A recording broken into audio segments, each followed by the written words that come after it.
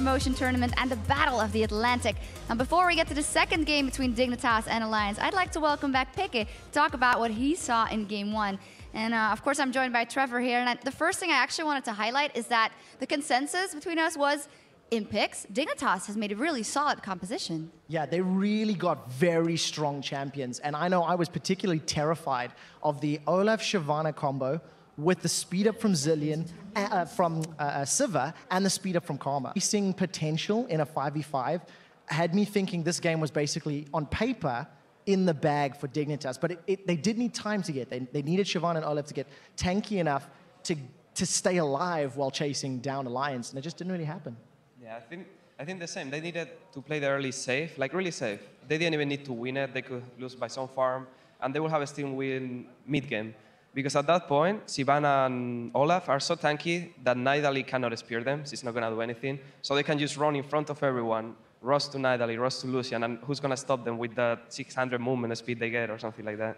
Yeah, and there you highlight actually what the big problem was for Dignitas coming in that early game. Shook on Analisys just put so much more pressure down, especially on that bottom lane, while Crumbs on Olaf didn't.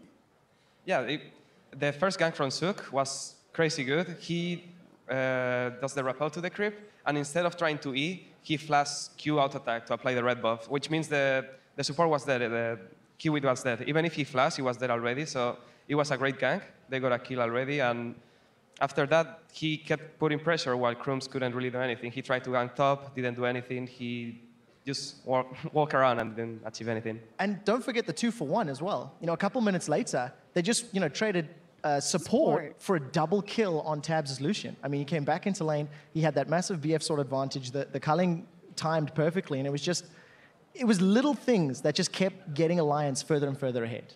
Yeah, absolutely. And we actually have a replay that illustrates for me the story of the game really well. Yeah, actually, the replay that we've got lined up, it is at about 13 minutes on the clock. Let's pull this one up on your screen so you can actually see the lay of the land.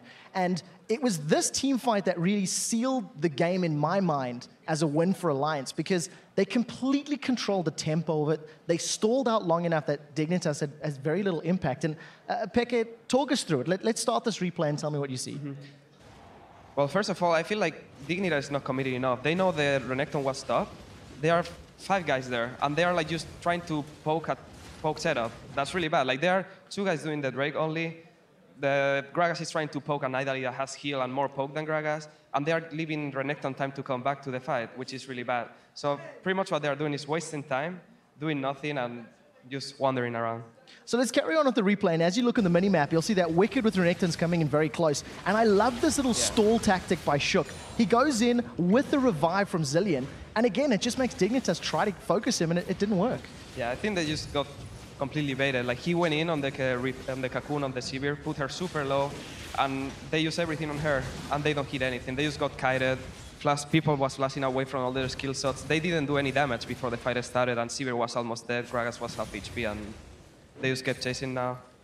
There is something I definitely want to highlight at this point in the game, is that it's 13 minutes in, and we see a big 5v5 around Dragon at 13 minutes on the clock. We were talking about how the strength of Dignitas' composition was going to take some time to build up, and was going to take a couple of levels and some items for their big 5v5 to work.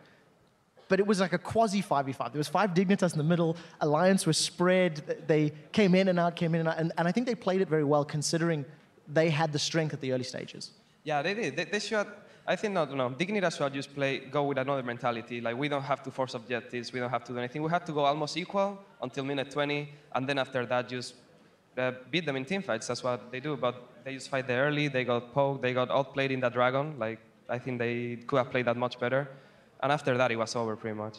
Yeah, well, we're going to have to see if Dignitas can bring it back, if they talk about it, and maybe put some pressure on Alliance in the next game. But now that you've heard what we had to say, let's see why you answered our Twitter question of the day. Of course, earlier we asked you which region will win the Battle of the Atlantic and why. And here's what you had to say. Our first tweet is from @Terrasolol, and he says, Europe will win the Battle of the Atlantic. Both regions are strong, but mentally, the EU players are stronger and perform better under pressure.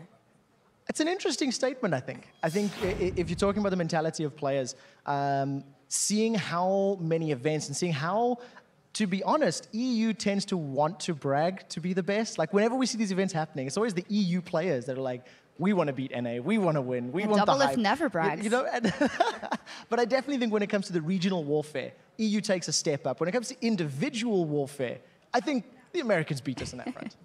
And our second tweet is from @thatRussianLad. He says, NA will win because Cloud9 Meteos will carry the first place match up to victory with the new jungle changes. Maybe something for Peke. I think Cyanide will do a lot better than Meteos. Cyanide is playing really good, and I think he will do a lot better. All right, looking forward to that matchup. And then the last one is @TheHillionaire. He says, NA, well, they've had a good history versus Europe, and Bjergsen is bringing over his knowledge of Europe, which TSM can capitalize on. Yeah, but he's just saying NA is going to win because of a European player. That's a quasi-victory Yeah, for little us win for anyway. But we'll have to see. They are playing Lemon Dogs tomorrow. I know I'm a little nervous to see how the Lemon Dogs perform, but that unknown factor could definitely play into their favor as well. Absolutely. Now keep those answers coming. I love me some good smack talk. And remember, we're at LOL Esports, and be sure to use the hashtag LCS. All right, Lana, send it over to D-Man and Jad for